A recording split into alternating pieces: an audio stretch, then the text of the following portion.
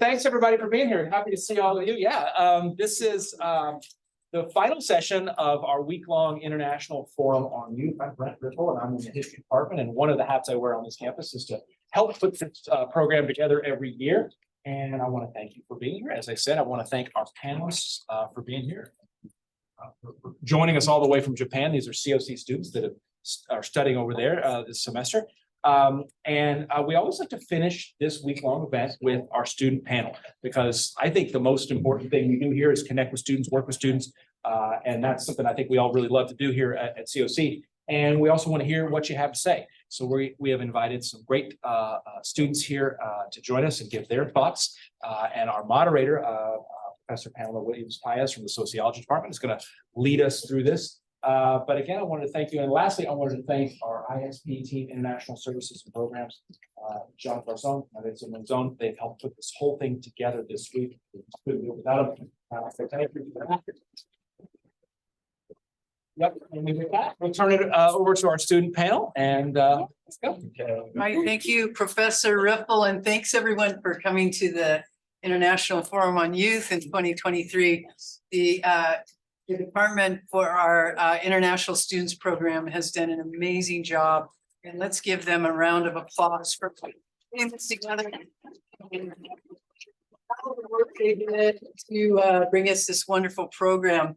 I think the best thing would be for us to start off by introducing our panel. So if you could tell us your name, tell us where you're from, and tell us something unique about yourself. Oh, down here? Start with you and then we'll Alrighty, my name is Morgan. I'm in town. I'm in the city. I'm in Castaic, right over there. And I mean, my entire life is music. I'm a music major, so I perform and stuff. I guess that's cool. Oh, okay. Your turn. Transition. Hello, everyone. My name is Dion Wilkes. I also live in Santa Cruz. I live over in the Land Canyon country. I guess something interesting about me. I do like to cook a lot, but I'm also a forensics state speech champion and persuasive speaking. right. My name is Kathleen. I go by Kat. I live in Silmar in the San Fernando Valley. One interesting thing about myself is I'm a very big video game fanatic, and I love playing video games. Love it. Hi, my name is Susan, and I was born and raised in Taiwan. So I actually came to COC as an international student. I'm a COC alumni. I just recently graduated from UCSB. Thank you. And interesting about myself, I'm bilingual. I'm kind of proud of it. Thank you. And we have a couple of our panelists that are with us remotely. They're currently in the country of Japan right now. And so let's hear from Drew. If you'd like to introduce yourself, Drew. Hi, I'm Drew. I'm a student from COC. So this is my second year at COC. I'm really enjoying my semester abroad here. It's a great experience, and I'm having a lot of fun. Hope I can give you guys some insight. Thank you, Drew. How about you, Ben? How's it going? It's going mighty fine over here, though. It is very rainy today. Very heavy rain. I'm also from Santa Clarita. In fact, I live like less than a mile from the COC campus. So you'll probably see me around as well as Drew. I'm a second year student. I guess something interesting about me is that I like to rock climb, or that I'm in Japan. I guess that's unique. Right on. Okay, Ben, thank you. And wonderful. It looks like we have a wonderful panel of folks here today. I'd like to just throw out a kind of a question to get the ball rolling here, and ask you in general. I know this conference has centered on culture and the idea of how you identify in different spaces and navigate the global landscape. So when you hear something like global or globalization, what comes to mind for you? Would anybody like to start us off? Oh, look at me. When I think of global, I just think of like the world as a whole, like what's going on in certain parts of the world. So like every time Like I look at news, it's like, oh, cool, they're doing that over there, that's going on over there. Good to keep in touch with like what's going on in the world, really. It's- You go. No. Well, okay, I'll go. For me, the word globalization, I don't know if it's just a food, kind of reminds me of like McDonald's right now. But I just think of like businesses and spreading to different countries.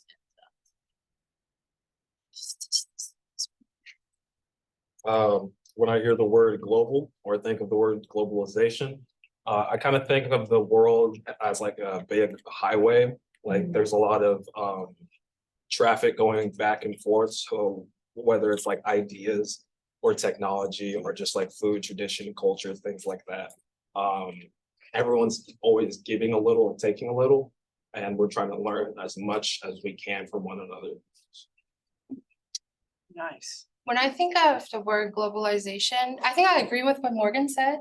You think of we all like in the same society and like we're all like in one, but I also kind of reminds me of when I was still back in Taiwan, I kind of just, my whole world is Taiwan and that's it. But after I study abroad, it really opens up my mind and I kind of feel like it's not just seeing on the news. I kind of get in touch with other culture. I get in touch with different races, all types of people. And that's what it reminds me of. Yeah, when I think of global, I kind of think about how the world as a whole has recently, well, not just recently, but over time gotten smaller, and how, the ideas and information just flows so easily now. And, a while ago, countries were really independent and kind of were just locked in their own space. But now it's really important that nations cooperate and work together as citizens of a global world.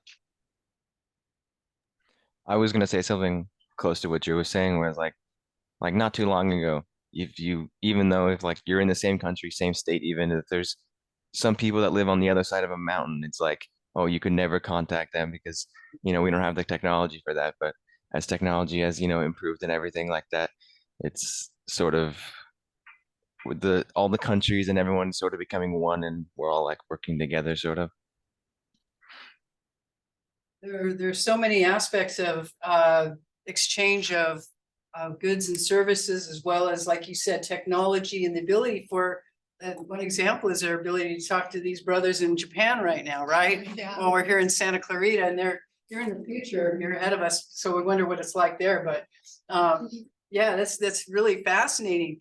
And with, these kind of rapid changes, I wonder, it seems like one of the things going on for youth is that there's a lot of information coming at you at once, right? How do you feel about this, and how do you navigate, things like information, social media, and is it overwhelming for you at times, or is it a good thing? What do you think about that? I think, I'm sorry. Go ahead. You started first, go. I think it's a good thing to connect it with family, with friends, because you wouldn't be able to do that like back in my parents' time. But the bad thing is it does get a little overwhelming, especially I feel like media can be a little toxic sometimes because they're focusing on what's catching attention instead of what's important, what's the fact. And I think that's the toxic part. Yeah, that's my opinion. I have to agree with you on that, because social media, from my experiences alone, it can get overwhelming and it can be hard to navigate. And it can be extremely toxic at certain times, but there's also the aspect where, okay, social media can be like a great tool. Like for instance, okay, Zoom could be considered social media, or even Instagram, where you can call people and text people and connect with people that you've never met in person.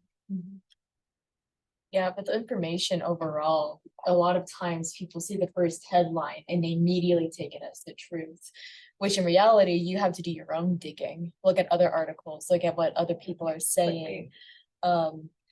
Especially with social media today, where something could be said about like a celebrity and then all of a sudden it's turned into a different light and it looks like 3 different things are happening at once.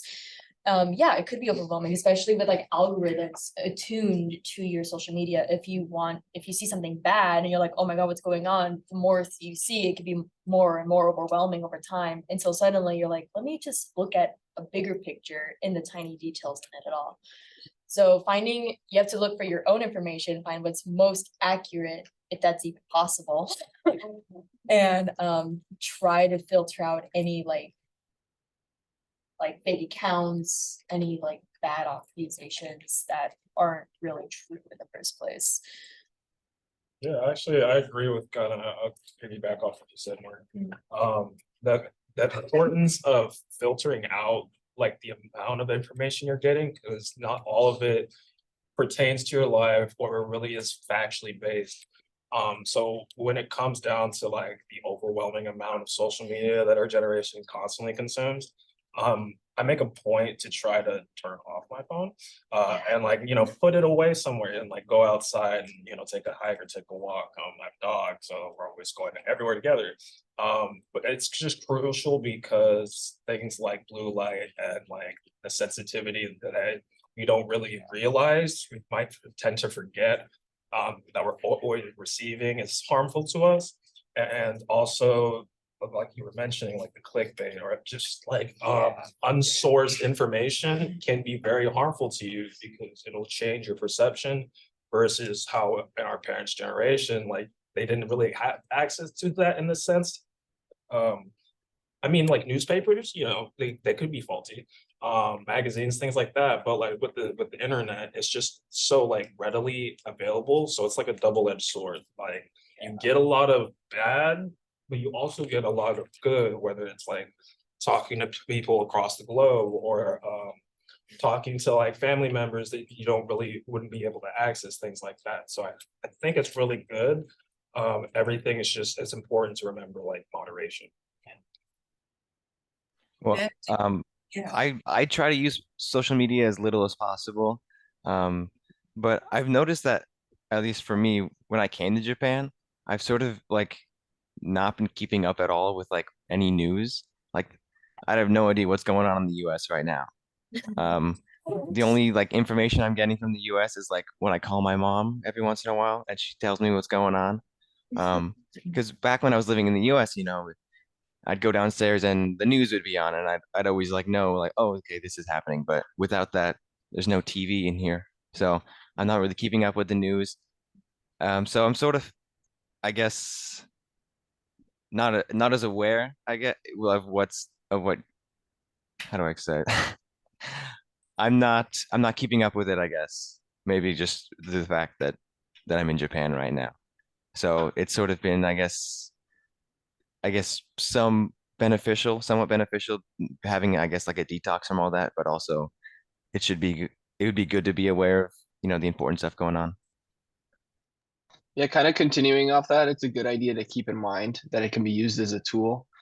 Like I had a trip to Osaka, a trip kind of in the middle of Japan about a month ago. And most of that trip I planned where I was going, just kind of based on social media. I was just looking at what other people were doing in that area. And I was able to find some really cool, kind of smaller places that not a lot of people go to. And it was a really interesting way to kind of research something because you kind of get that like insight of what just like specific people were saying. Like it's a great idea to keep in mind that social media can be a tool, but it's not like it's not everything. right. And I want to go back to something Ben said about kind of, detoxing from the media here. Do you feel like you're more relaxed, not getting into the news every day or having to keep up with everything? Do you feel a little bit more relaxed, or does it not make a difference to you? Um, I guess maybe somewhat, a little bit more relaxed because like usually with um with media sites these days, it's like I someone said it on the panel, I think. I forgot the name, sorry. But they said that like they're not just telling the news stories that are important. They're just telling the ones that are like will get clicks or make the scary headlines. So I guess in a way it's a bit more comforting because I'm not reading all these like terrifying headlines of like, oh, the conflict in Palestine right now. It's I guess it's a bit relaxing being unaware of the specifics. So, I mean, I know that, you know, youth have a lot of concerns. I mean, there are a lot of things, you're trying to do your homework, you're trying to connect with people.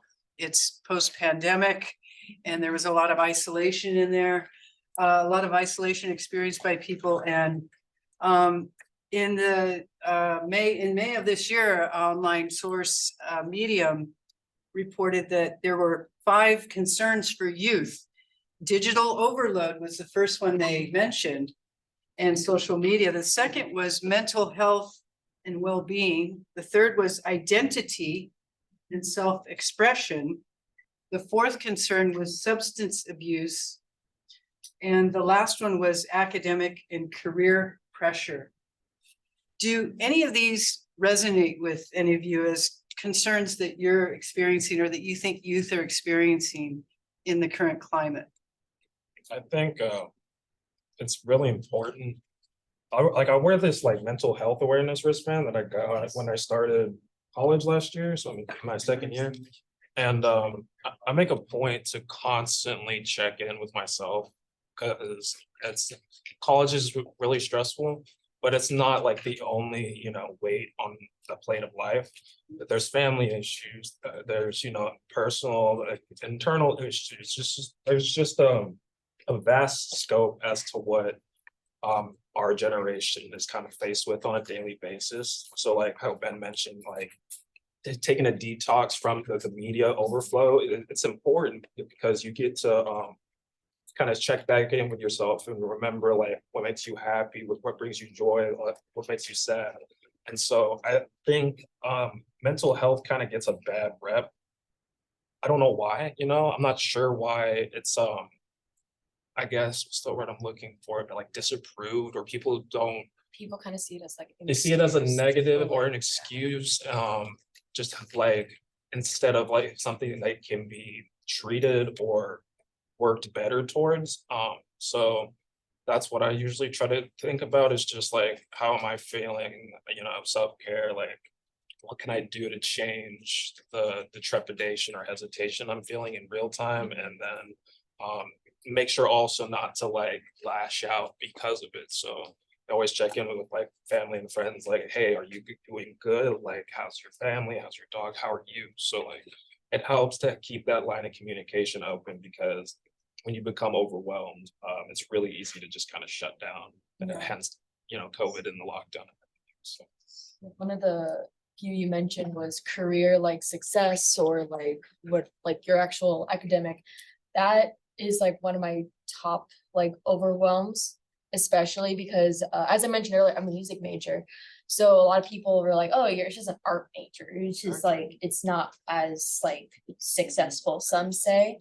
But then you look at a bunch of celebrities or even like performers in general in music, and they have a whole career. And I'm like, yeah, they hit big. I want to be in orchestras, pits, blah, blah, blah, blah. And earlier, was it this semester specifically, I am planning to transfer by next spring. So within a year, hopefully I'm transferring. So I've had this whole thing planned basically with my counselors, with myself, keeping up with things. And one of the classes was canceled, and it was one of my major classes. And I fought for it, and thankfully I got it back. And that is what really sent me over the line, was trying to get that class back to make sure things lined up. Not only for me, but for the other students that were also taking the class. And so that was like one of the big things that I was overwhelmed with recently. Getting letters of rec has been a situation as well. One of my professors tried contacting, nothing. I had to take them off and then get a new professor who is luckily currently writing a letter of rec. So I was like, thank you so much, because I'm now communicating with a professor that wants to see me succeed. So definitely academics is a big one. I have to agree with Morgan. 'Cause Yeah. I'm an architecture major, and there's just a lot of pressure with making designs, getting everything pushed through, making everything structurally okay, so the building doesn't collapse on you. Yeah. But it's just like on social media, I see other students who have gone further with just not as much work as I put in, and it's just like, okay, that's kind of. Yeah. Yeah, I agree with what you said, because I took 2 years of leave of absence and kind of just due to some personal reason, and I kind of take that time to meditate, to find myself, because I was very confused, I was in my early 20s, and all my friends that's my age, every time I swipe off Instagram, I see they graduated and I'm still in college, trying my best to get my degree. And that is a little frustrating because you see other people succeed and you're on your way. But that whole process kind of makes you question yourself. You make you question about, are you not doing good in life? Are you not doing well? Is other people better than you? But I think the most important thing is you take a step back and look at yourself. How many progress are you making? Like you have to constantly remind yourself, even 1%, it's some progress. You're doing your best, you're trying your best, and you're reaching your goal. I have to agree with that because there's like one thing that I say to myself, it's like, okay, it's not about the goal, it's about the journey, because it's like you make all these connections, you make friends, you make family, you make all these opportunities for yourself, and you just gotta think, okay, you gotta just get through the path. Yeah, definitely don't compare yourself to others. Yeah.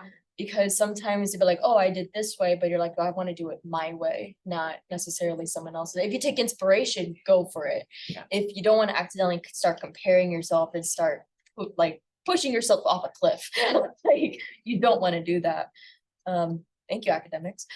But in the long run, it's going to help you, whether you see like the light in the tunnel is like, okay, my career is right there. I just need to take these steps in my pace. I think there's definitely that what social media has done is heighten the fear of missing out, the FOMO. Because everyone's comparing and contrasting themselves already, but social media makes it way more accessible. And I think it's really important that better late than never, like you're never like too old or in a worse state to try to progress your life. You should always try to give yourself the grace and like the benefit of the doubt. And I think that that's something that maybe gets lost or pushed to the wayside in pursuit of that goal. So it's just important to kind of like check in, like, do you feel good? And if you don't feel good, like give yourself a little bit more, credit. Hobbies always help. It's very important to give yourself credits because you're definitely gonna know the new you. You're gonna learn a different side of you. You're gonna know what you need to improve in life, and you're just gonna get to self-known, if that makes sense. Or Drew, you jump in.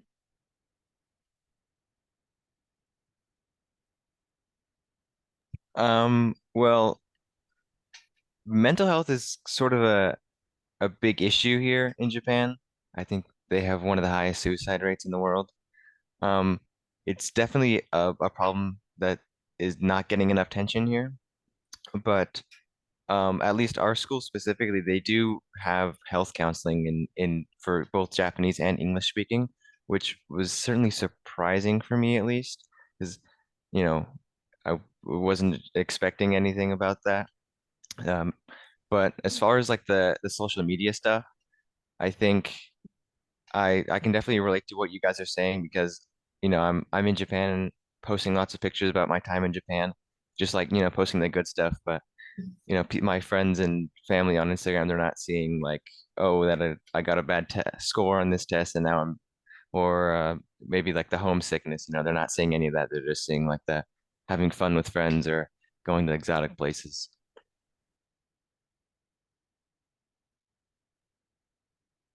Yeah, I mean, I want to loop back to something that Dion said, because you said, or I mean, all of you kind of hinted at, even Morgan, that there's a stigma attached with mental illness. But I wonder, because I was having a conversation with a former faculty member that I taught with in Washington State, and we were talking about how this generation is actually talking about it more than previous generation. This generation is not doesn't seem to be embarrassed to say, I have anxiety and you need to know that that's gonna trigger me. You know what I'm saying? Yeah. Can you talk to that, or am I like out of range here? No. Oh, you're definitely- literally before we went up here, I'm like, oh, I'm gonna take the corner seat because like I'm so fidgety. Like, Talking to people about like, oh, we're just nervous just to talk in front of people because Yeah. it's easy to talk in front of Yeah. people, but Oh. it's just. or it's different for all of us, like how we all control our nerves. Like I'm sure we've all been in nervous or nerve-wracking situations. For me, it's auditions. So like this, I love talking to people. So this is really nice for me. Of course, I'm a little scared about what I'm saying, but but like it's weird when you're just in a room and there's 3 people in front of you and all you hear is pencils. Mm. That's all you hear. And that's for me, it's nerve-wracking. Very nerve-wracking. I find myself, I do best when I talk myself through stuff. So Yes. I always give myself little pep talks, and like sometimes my friends are like, "Are you going through another inner monologue now?" And I'm like, "Yeah, I am." This is my life is the office, and I'm always looking at the camera like, "This is crazy, right?"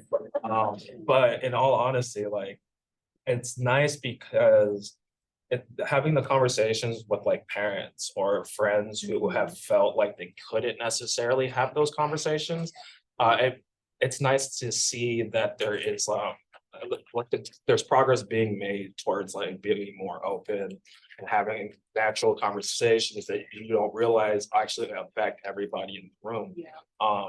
And I get how maybe like my parents' generation, before that, there wasn't much conversation about mental health, but I definitely see it progressing for the better because everyone's affected differently, but finally that conversation is being had, and it's very important. Absolutely. And I'm really inspired, Susan, by what you said about, give yourself credit. Yeah, we forget to do that. And we're taught to be humble and not boast and that sort of thing. But it's really good to take inventory of your accomplishments and what you have done, because a lot of those messages are myths and stereotypes and race lighting and gaslighting you from historical things that don't exist and should not be a part of your narrative, because you're fabulous and perfect exactly where you are in your journey. And so I really applaud you for encouraging your peers. If something's hard and difficult, just wait. Keep moving forward, because things will change. Things always will change. So, having that little bit of light in you that says, if I can just take one more step forward, things are going to change. And you keep doing that and find your allies, find your support, find people that vibe with you and see you for who you are, that really see you and know you and say, I get you. And those are the people you want in your corner, right? So I want to take a little turn here and ask you about do you think that the previous generation is addressing the concerns of youth adequately, or are there some things that we need to be paying attention to a little bit more carefully?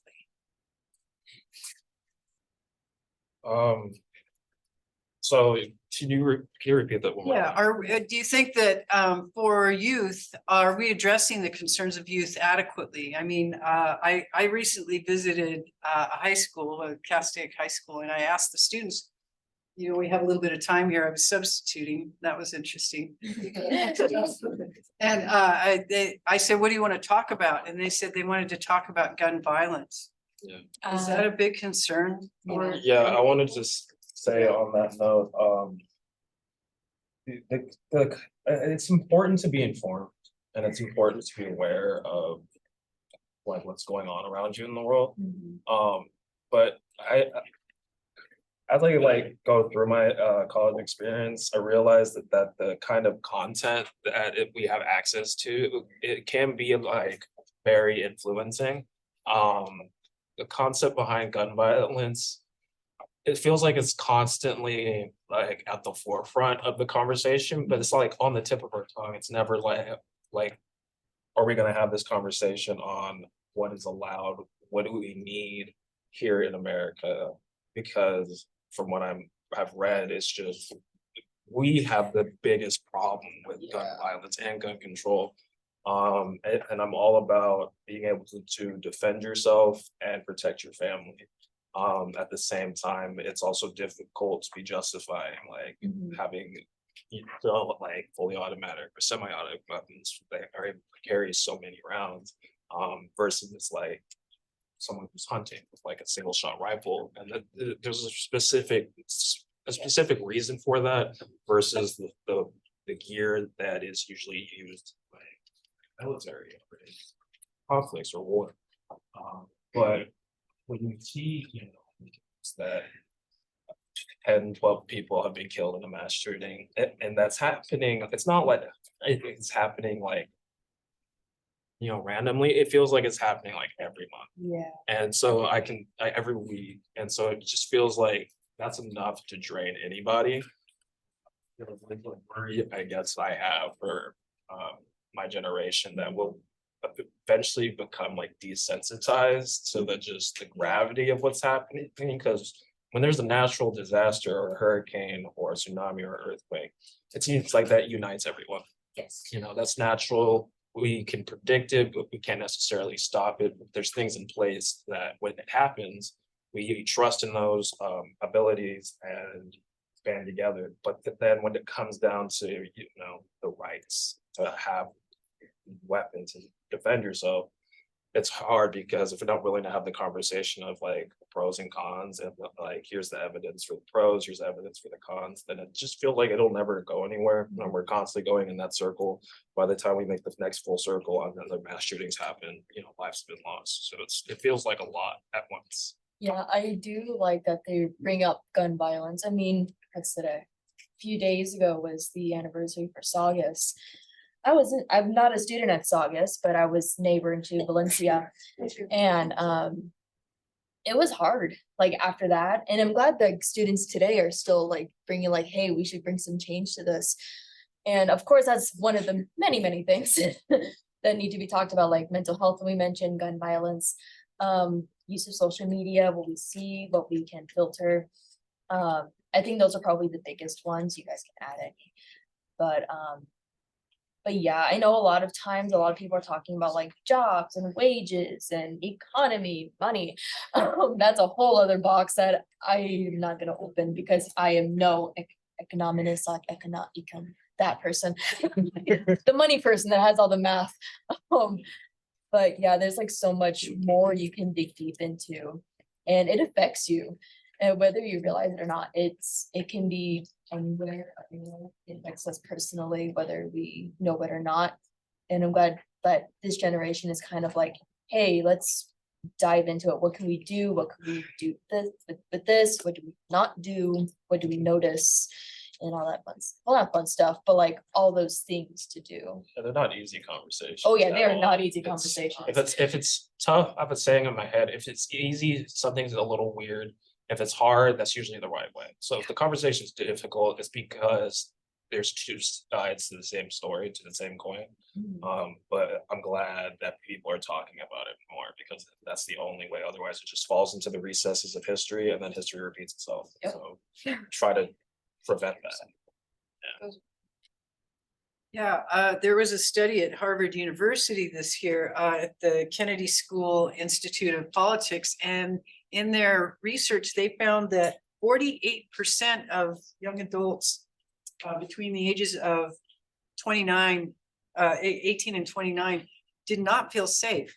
48%, and 21% of college students felt unsafe at school. What do you think is that reflective of what you're understanding the environment to be like? I think most of it could be paranoia of like what could happen today, what could happen tomorrow, what was a sign that yesterday could happen tomorrow. I think most of it was paranoia. For me, it's paranoia. I've gotten better of it over the years. But for a lot of people, I think paranoia really stems from that, from like what happens like to the school over, or from like within your state as well. That could happen. Yeah, I gotta agree. I think, Go sorry. ahead. No, you're Okay, so I think this goes back to what we were talking about earlier with like social media and headlines. Yeah. and the kind of idea of the world shrinking. Like when you have like all of these different things happening at the same time. Like I got a news thing pushed on my YouTube page that was like of someone who got in a car accident in Minnesota. And it wasn't like anything big. No one was like severely hurt. It was just like a 7-car pileup. And it was like a few years ago, there was absolutely no reason for me to be hearing about that. But like now I constantly have these things being pushed onto me through social media. And it's like, hey, you should be worried about this. Hey, you should be worried about this. And it's like, you know, you're being told to worry about all these things. That it's no wonder that all these people have so much anxiety and paranoia because they're constantly being told to worry about things. And then when this struggle with mental health, people are worrying about things and sometimes to an irrational degree. And so it's important to kind of look at your situation and kind of analyze it aside from everything else that's happening, you know, outside of the world, and to kind of focus on what you're going through. And if it is unsafe, then to like, you know, work into a safe position. But if, you know, if it is safe, then kind of working through that anxiety and paranoia of being in danger. Thank you, Drew. So, bouncing back off Morgan, I have to agree with paranoia, because Yeah. sometimes I'm just like sitting in a classroom and then just like randomly you hear just like bangs and I'm like, okay, So randomly, I remember it was pretty bad in high school. I'd be like, Yeah. where's my nearest exit? yeah, Where can I go from this chair? It was bad. yeah, I do the same thing. I'm constantly like, even like in an open space, I keep my back to the wall. I my head, I'm constantly like thinking, okay, what's the nearest exit route? How much weight do I have on me and my stuff? What can I take? It's just, it's constantly like in my head. I'm just like, okay, I've gotten better about it, Yeah. but it's still there. I think it's something well, I wouldn't say I struggle with it, but I try to charge all of my action with it. It's just showing empathy. You know, putting out what I want in the world to try putting it out into the world when I want to get back, because you never know what someone's going through.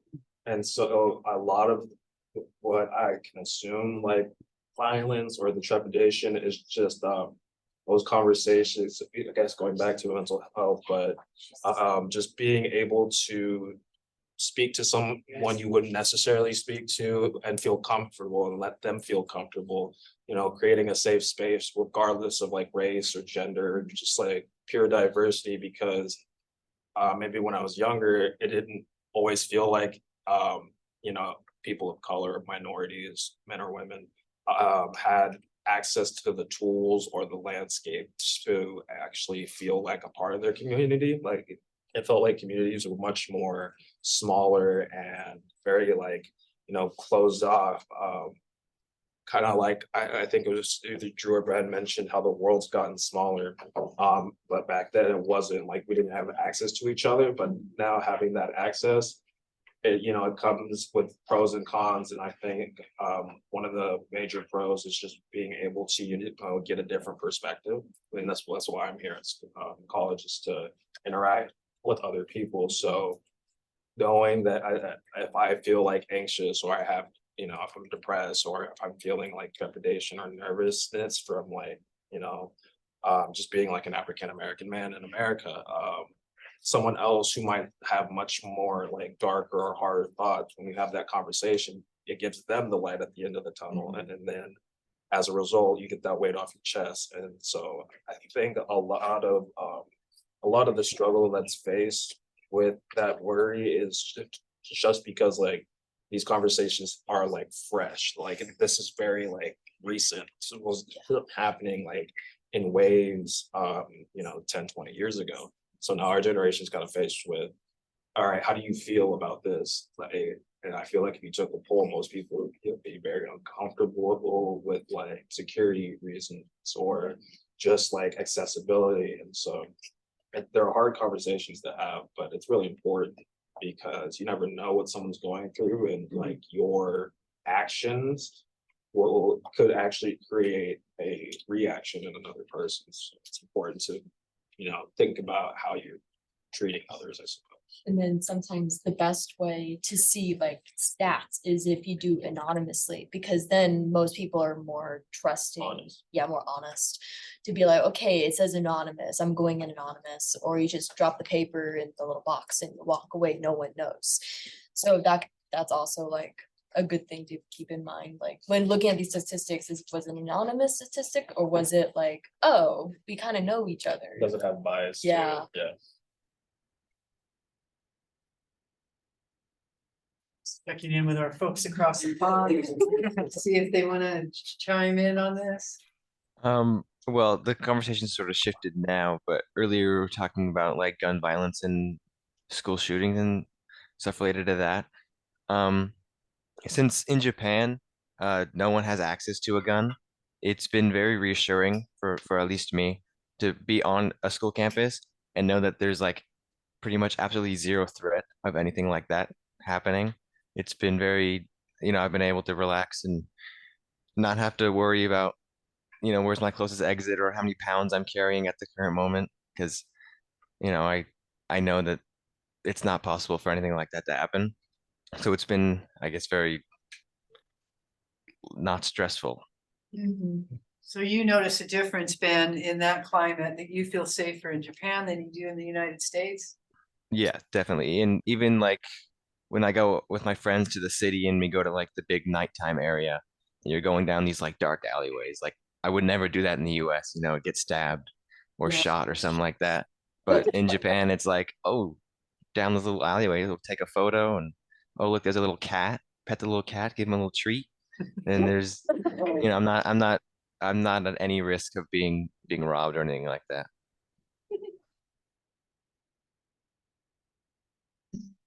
I mean, this is a really interesting contrast between two different cultures, right? What do you think is unique about US culture that we have these kinds of concerns, whereas, Japanese students aren't worried about mass shooting at their school? I think it's Sorry, like, could you? Go ahead, go ahead. all right, thank you. I don't want to say it's gonna sound bad.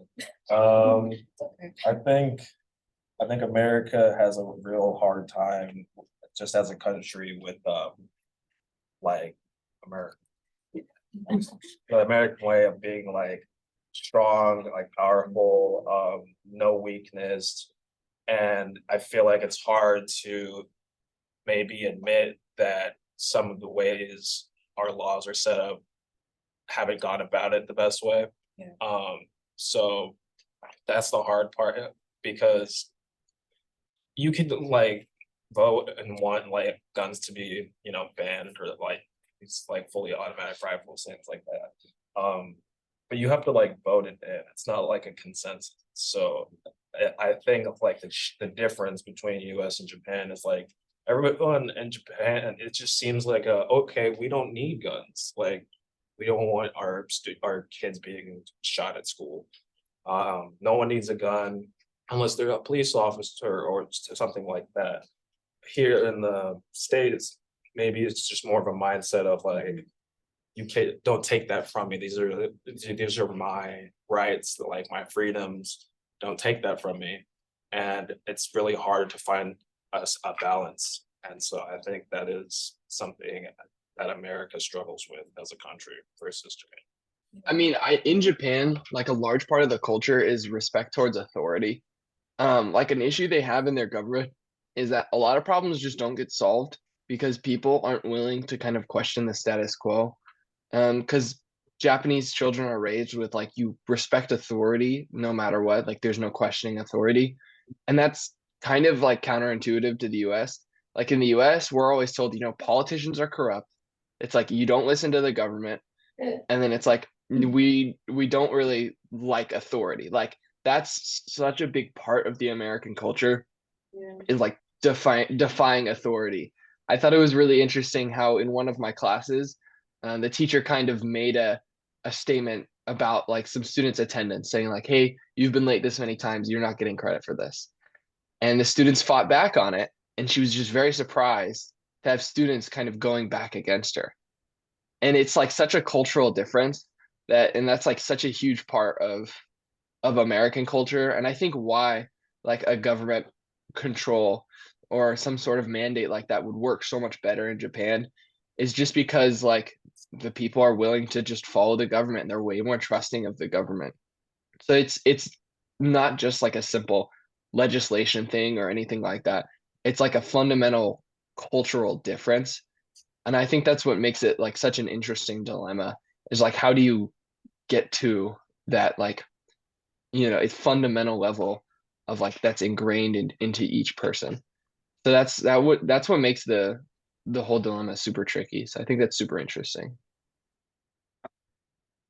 Yeah, it's a contrast between a collectivist culture where it's about the group, it's very group oriented versus US, which is an individualist culture, right?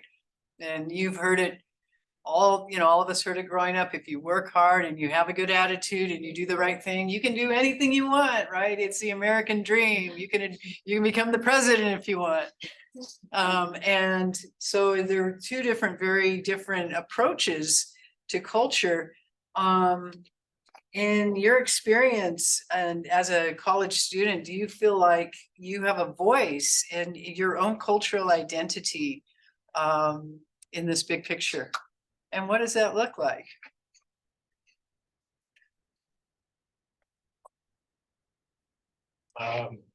It is, it's become easier, I guess. So I'm sorry, I'm 27, right? And so it's become a lot easier to just exist um, as African American here in America. I'm from California, so it's not like I don't get to see, people that look like me. But definitely like growing up, it was really hard to get like an idea of like, can I be, the next like superstar? Like, can I be a celebrity? Can I be someone in the world? And that wasn't like my goal. My goal was just kind of like, I just want to like see people and be around people. But I guess I got a better sense of like a cultural identity just as I got older because things became more accessible.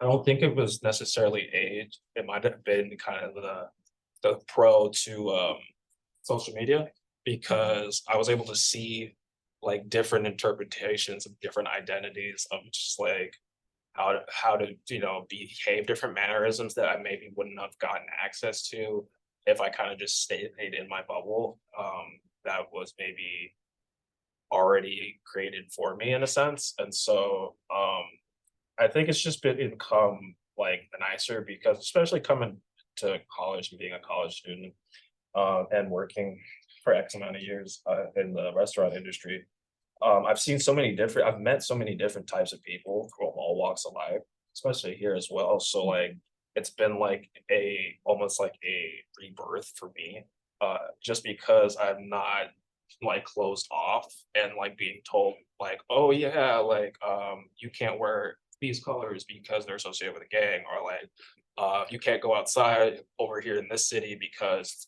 there's gunshots, people are getting shot. And so like I think like the stigmas and the stereotypes have dwindled compared to like when I was much younger.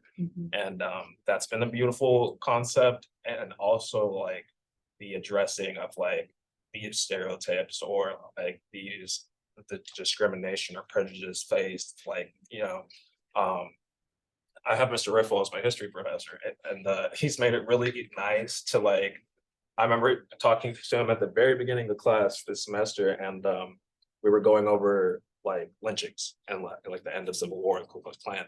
And when I was a kid, like being in the classroom at that time, talking about slavery, talking about like Ku Klux Klan and lynchings and like police brutality, even back before my parents were born, those were conversations and those lessons, like for lack of better words, it sucked. It was not enjoyable. I was always like looked at as like oh damn, we're talking about the scary stuff. But now like having those conversations and then being able to be like, hey, I'm a little uncomfortable right now. Can I get some air? It's like absolutely. But then like before, or I would get, chastised, like, you can't leave the room, like, we're doing a lesson right now. And so when I'm able to like step out, gather myself, and then come back in, I find myself like participating more so in the conversations. And I feel like that's also a change of like people from all walks of life are able to add to the conversation more so now versus maybe like years before. So I find that that's really beneficial just to like my personal growth as I age and mature throughout life.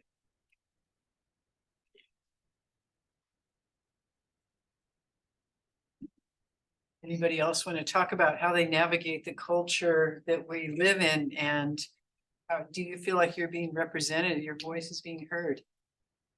I think when I first started studying abroad, it's a little hard to let people know where's Taiwan, who's Taiwanese, because people, it's always confusing Taiwan with Thailand. And that really frustrating because that's where I'm from, that's my country, and I'm proud of.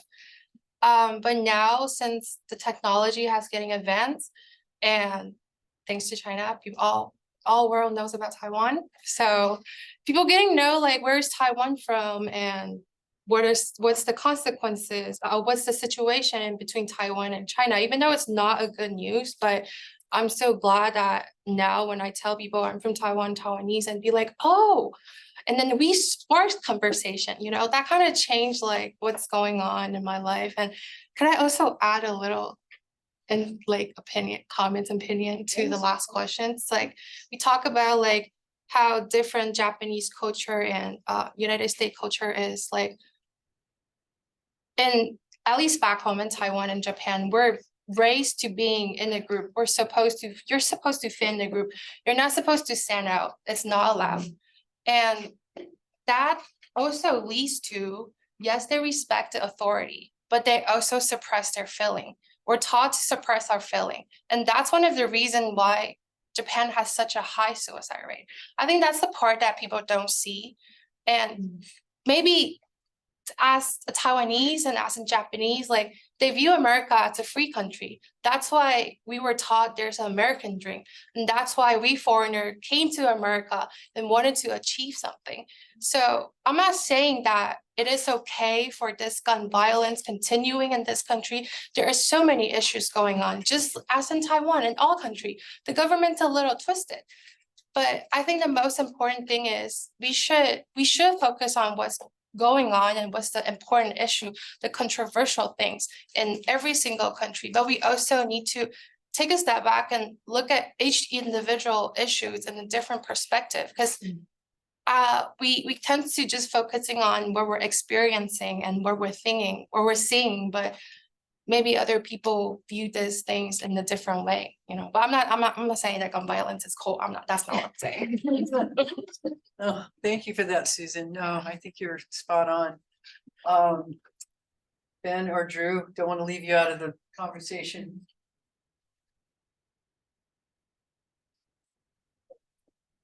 Could you repeat the question one more time? Well, it's kind of got a couple of different places, but in terms of where culture is situated, do you feel comfortable navigating and feeling represented and heard with your concerns and how do you often deal? Well, I mean, I guess it's sort of a big problem everywhere of like the youth not voting. We all have, or at least most of us have the right to vote, but most of the youth especially are sort of just not letting their voices be heard, and it's mostly going to like the old rich retired people, and their voices are the ones that are being heard, and then the lawmakers are taking that into account and sort of, I guess, altering legislation to fit those people, and then us students aren't getting our opinions out there. But I think recently there's maybe been like a little change in the upward direction as more and more students begin to vote and speak out and start questioning authority, I guess. we were to kind of squeeze all of our conversation down to a micro or meta level here at this institution, I want to ask you about some questions that reflect how you feel about being here at COC. Do you feel like you have support here, and how does that show up for you in your journey? Well, I'm very, very happy that I live so close to a community college. And let alone give me the opportunity to be in the Canyon Promise. I'm not sure if I'm the youngest one on this panel, but Probably not kidding. all right, cool. Well, if we've all experienced Canyon Promise, then you know how big of an opportunity that program is. And I love the promise. But that not only was the college itself an opportunity, but being in an art major, a lot of time in past, my band directors or band teachers in the past always say they're always very, very strict. Over here, you go to a music building and they're willing to help you in the most nicest and kindest way.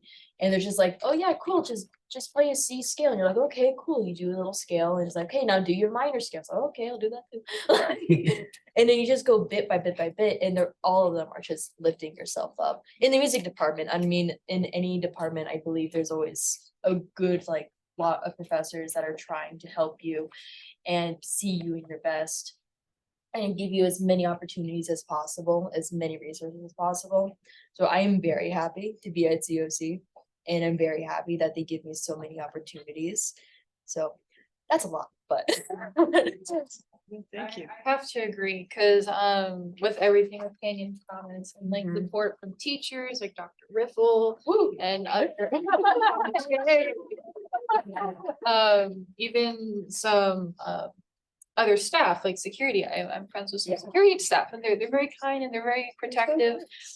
Even staff from the ICC, like, you know, they help talk and support and like get me through college. I wouldn't feel comfortable maybe at like a college I live like closer to, because I live in Selmar closer to Mission Hills College. Yeah, But Mission like I College. chose here because it was like the adults in my life said, okay, COC has a better program, like the tag program for one, and then just staff in general is better, at least at that time, but still better. Yeah, I think it's been a blessing in disguise because I'm a business major. I've been taking like 4 classes minimum since last year in like the start of the semester. So I'm pretty tired all the time, and I work 2 jobs. But at the same time, it's been like a really healthy change from just like, you know, only working and not really seeing like what is at the end of the tunnel. Because my whole goal in life is to just be a private chef. I just want to travel the world and meet people and make food and learn like traditions and culture. And so being able to come here knowing that they have a really solid culinary program, but actually be studying something I'm really familiar with, which is business. It's been like it's nice to have access to both sides of what I want to do. Like I can get my degree, further that, get my bachelor's, and also be working towards getting my culinary degree, and learning the tips of the trade and the tricks that I've seen people have access to in the restaurant industry, but at the same time, like being able to get to the nitty gritty of it. So like I've actually gone over to the culinary area when they're having like their luncheons or having their dinners and spoken with different I guess professors. And I have one of my coworkers, or a manager of my other jobs, he's becoming a professor in the culinary department here as well. So a lot of my life has become kind of streamlined. And I've also had like opportunities, you know, I didn't really see myself competing like in the forensics. Like I thought forensics was like, you know, like crime scene investigation, right? But I didn't realize at the time, like, oh, it's like there's also forensics of speech.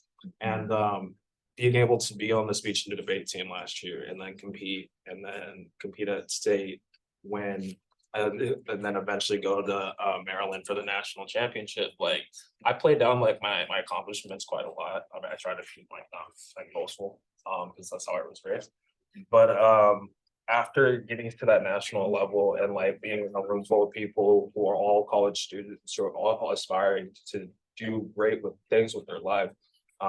And then coming back and being able to like take the skills I had learned being on the speech team and then translate that into my own life. Like I wouldn't have had that opportunity had I not come here, you know?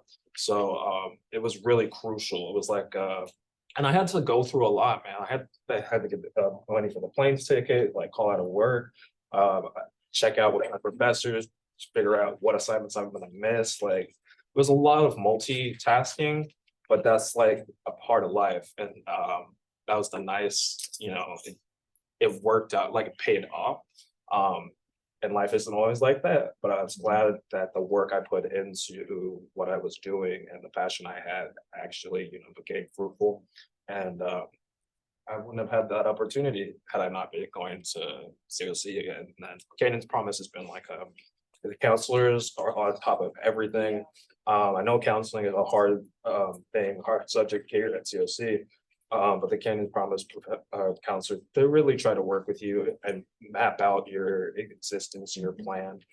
So to, you know, when the hiccups, when they arise, because they're going to, you're not, you know, so bad off. So I've just had a really like overly positive experience, like very little negatives.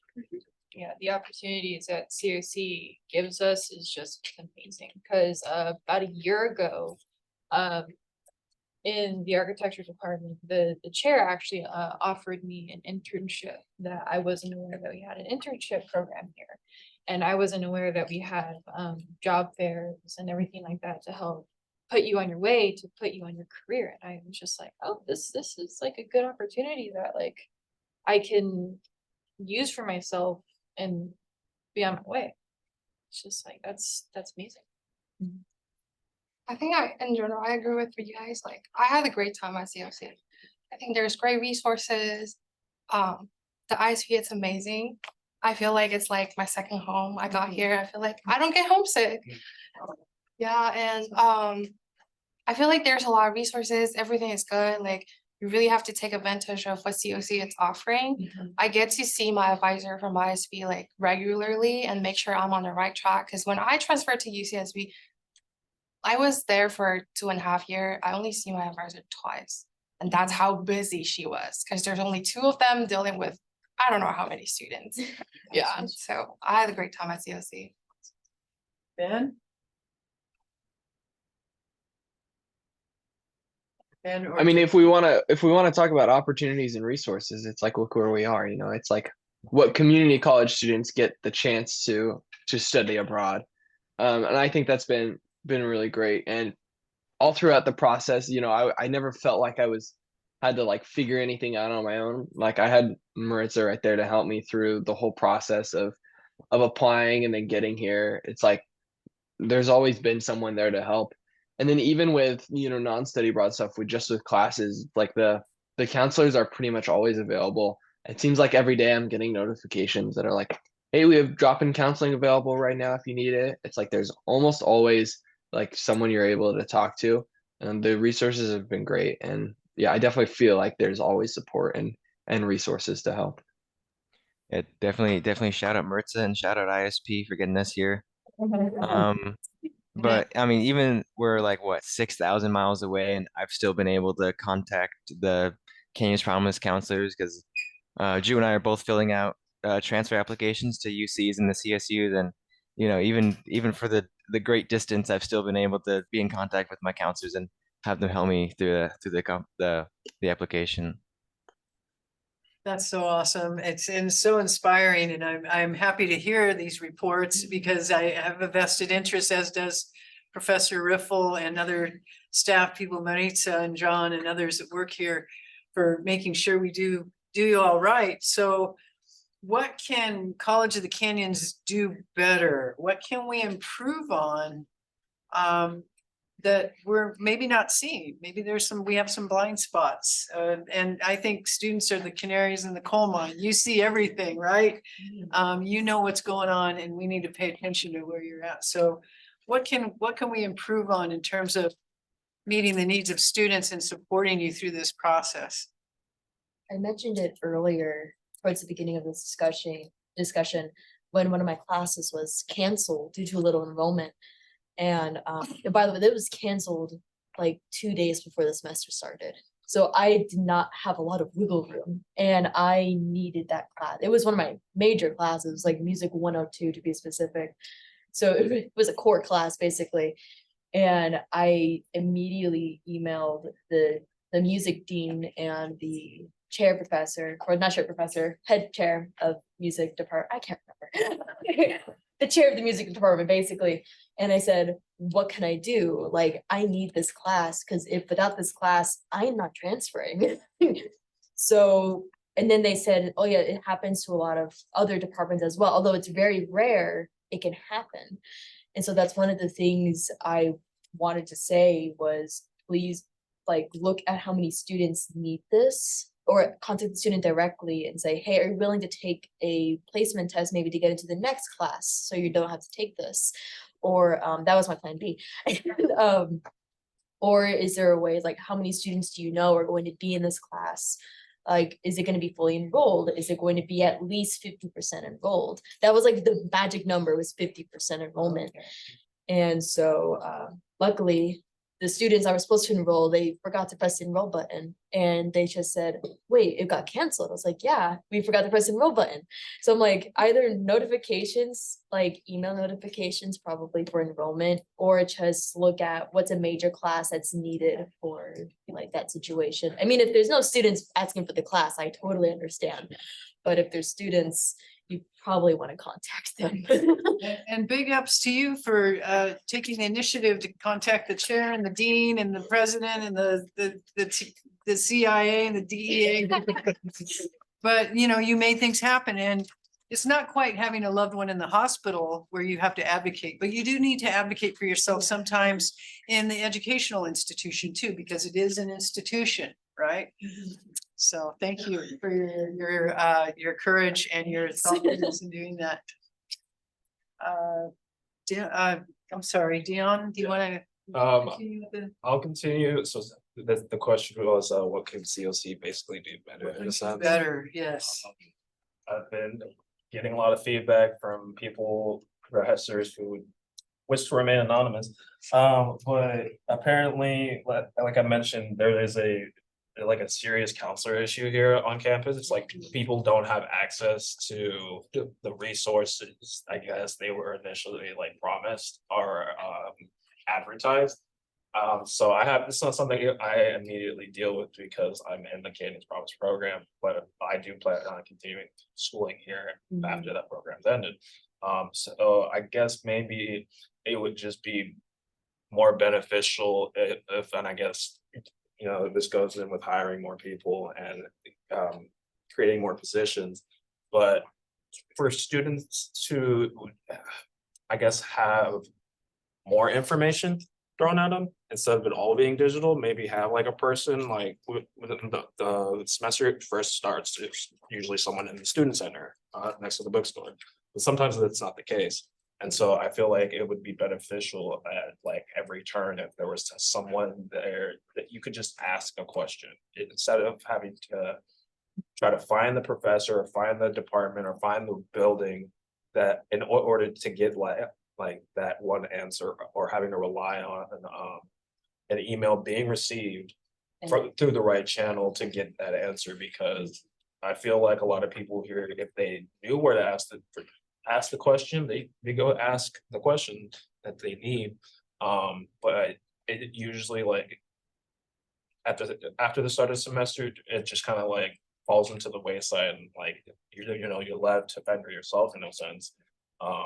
So maybe just more information, more awareness of like, people are struggling on campus. So what can school do to help them out? And that's just, advocate, or maybe, I don't know, it's just more people that you can ask. It's like the Basic Needs Center has been a boon, a massive help for myself. The Multicultural Center, a massive help for myself. But I had to kind of like wander into those spaces versus like, oh, hey, this is what we do, come through if you need this. And so I think that would be a good thing. So if I understand you, Dion, then having bodies That body, instead of actual bodies. It's an email that nobody reads, Yeah, right? instead of like a flyer that you might get once in a blue moon on a Tuesday, like, just Yeah. an actual person Actual nearby. person to help navigate the campus. It would help new students or people who are trying to do a lot at the same time. So.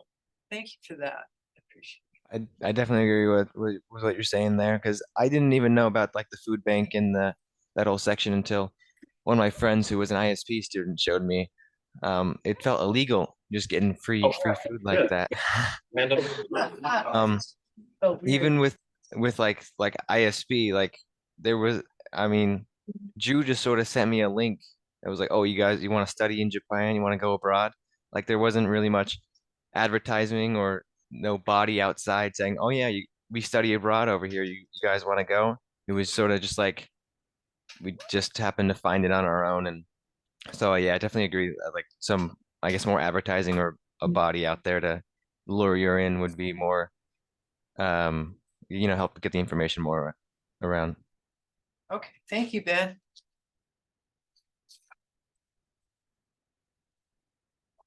So for me, going into the classroom, one thing that CUC can do is to help some of the teachers help them with Canvas. Because sometimes, I kid you not, there are times where I want to submit an assignment and the teacher hasn't even posted it yet. Yep. And everything is just not. And I don't know how to explain it to words, 'cause I'm sure it's just Like experienced set this. up. Yeah, you're not, and it's just, it's not set up, and then some teachers just, I feel like they're not as tech savvy and they don't know how to, and I don't wanna like call them out, but they just need. Because I get frustrated when I'm trying to do my work and be diligent, and then I'm like, okay, and I get distracted, and then the assignment gets washed under the bridge. I do know that professors do get taught, like specific professors though. That is true. Is it application? It is now a test for professors to make sure they pass with Canvas. Susan, what can we do to improve our serve here at COC? You're still working on your answer, okay. For us, what do you think we can do better to serve students? I honestly, I think COC is a great school. I haven't run into like any problems really. The only problem I had was last semester. One of my professors was a part of the adjunct teachers union, and he was actually the president, and they went on strike. That was pretty much the only issue that I've had. So he wasn't there for like the last month of class. So we pretty much just didn't have class. But otherwise, I think like COC kind of really understands student needs and does a really great job of like listening to students. It seems like just about every month I get like an email saying like, hey, fill out this form for us. Like, let us know, some things that you need. So I think COC does a really great job at listening. And there have definitely been things that have, like in the time that I've been at COC, have changed. And it's been really great to see like those things change, and to kind of get better. Awesome, thank you, Drew. Okay, I think I agree with what Drew said. I think COC is great. And since I don't have any complaint, I'm gonna take this time, take it as an advantage to market a little. So ISB, we do post it like study abroad information on Instagram and Facebook, and we host a study abroad session every single Friday, first Friday of every single month. Yes. And then if you have any question, or since I work in office, I have to do this is my job. But if you have any questions or anything you need, just walk to the office or in X6 next to the campus safety. We will answer all your questions. Thank you. Thanks, Susan. There is, Great advertising. there is one more thing. Yes. The please. campus maps on campus. Yes. I think they need to be repainted. I do agree. Oh, yeah, that's. Some of them are sun. Most of them I've seen, the yeah. campus maps, they're not legible. They're sun damaged, believe it or not. Some of them, yeah. when you walk in from lot 15, like right here, and it's just cracked. You can't read it. Can't read it. Thank you for bringing that up. Yeah. Support. Because it's just not many people know where campus safety is or where the office is. Yeah. Like I know, but not everyone else knows. They look at the cracked map, they got a magnifying glass, trying to go through it. That's it. I am taking notes and this is gonna go upstairs because we do want to address these things. It's not just an exercise in like saying stuff, right? We're gonna make moves. So I want you to know that. So as we kind of near the end of our discussion here, first of all, I want to thank Ben and Drew, Susan, Kat, Dion, Morgan, and I'm so proud of myself. I got those names right. You're all amazing. You're all badasses. And, you know, imposter syndrome is a real thing. We doubt ourselves. We second guess. I mean, a woman in the trades doing, you know, architecture, that's like fire. Oh, trust me, you gotta You guys, Drew and Ben, you're taking, you know, you're taking the courage to leave your home in an awesome town, you know, to Japan, missing your family, missing your pets, missing your whoever, right? And so it's like, I give you props for that. We have our superstar Susan, who's already come from a long ways away, and you're so inspiring, and your message and your attitude towards things. I want to thank you. Dion, man, you're my hero. This is a leader on campus, and when you open your restaurant, I'm going to come dine with you because Please let us know. and I love what they're doing at IQ. And Morgan, I appreciate your spirit and just your ability to speak out and do the right thing, even when it might not be popular. So for my last question, I want you to come up with one word that describes one of your best qualities. Okay? One word that describes one of your best qualities. And I want you all of the audience here, to think about something that is one of your best qualities, because sometimes we forget to remember that and move forward positively. So I'm going to start with Ben this time. In the future, so he's had more time to think about it. Well, daylight savings just happened, I think, for you guys. So I did lose an hour, or we gained an hour. You guys gained an hour? Yeah. We gained an hour. One of my best qualities. Thinking on the spot.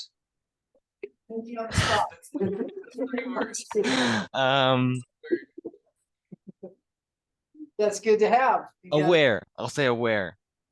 All right, you're aware, right on. Let's thank Ben for being here today, everybody. Drew, what is one of your best qualities? One word to describe Drew Harnish. Yeah, one of the things that I work towards the most is initiative, and working towards kind of being the first one to step up for something. So that's like a big thing that I work towards. And being that like first person to kind of put your foot forward and start something is like an important thing. And that's one of the things that I work for is initiative. So I would use that word. Right on. Let's thank Drew for being here, everybody. Susan. Can it be multiple words? Yes, you can Okay. use multiple words as the think- brothers did in Japan. So fair is fair, right? I think maybe like thinking in different perspective. I think that really does help me grow a lot and become a better person. That's so awesome. Thank you. Let's welcome and thank Susan for being here and sharing her thoughts on these things. Kat. I think I'll use the word knowledgeable because I love to learn and just gain more knowledge on everything and every topic. Yes, let's thank Kat for being here today, everyone. Dion. All right, so since we're picking back off of more than one word, I'm making that a lot easier. I was gonna say, I feel like I'm culturally and emotionally attuned. Like, I feel like I'm hyper aware of what I want out of life and what this, the circumstances and advantages and disadvantages other people face, but that brings such diversity to the overall table. So I'm just here to make the food and to serve that table. Like, I'm just here for a good time. But yeah, emotionally and culturally attuned. Love that. Thank you. Let's thank Dion, everyone. And Morgan. Just stick with the original. It's creative, Yeah. but with multiple, I would say creative and natural. I love nature. I love like just being myself, but creativity, Dion mentioned earlier before we even started, he's like, oh yeah, you went to a con. I was like, yeah, I went to a con. And I love learning about how creative somebody could be with their costume or their cosplays. And it's like, oh, you can make armor out of this. I was like, oh, cool, I'm gonna try that next time. And it's like, oh, you can actually do this with your hair. It's like, wow, it's amazing. It's just like finding like new and improved ways. And I write for 1,000,000 hours. So that's also part of the creativity, but it's really fun. That's awesome. Thank you so much, Morgan, everyone. Thank you for being here. Elementary hall, we're among the creatives here in this place, so it's kind of a good vibe in this building here. Who's the German physicist, relativity, what was his name? What's it? Einstein, yes, Einstein. Why couldn't remember his name. He said creativity is intelligence having fun. I agree. So remember, in your working hard at COC, remember to have fun too. I'd like to thank again Professor Riffle. Let's give him a hand. He's a stellar professor inviting me. And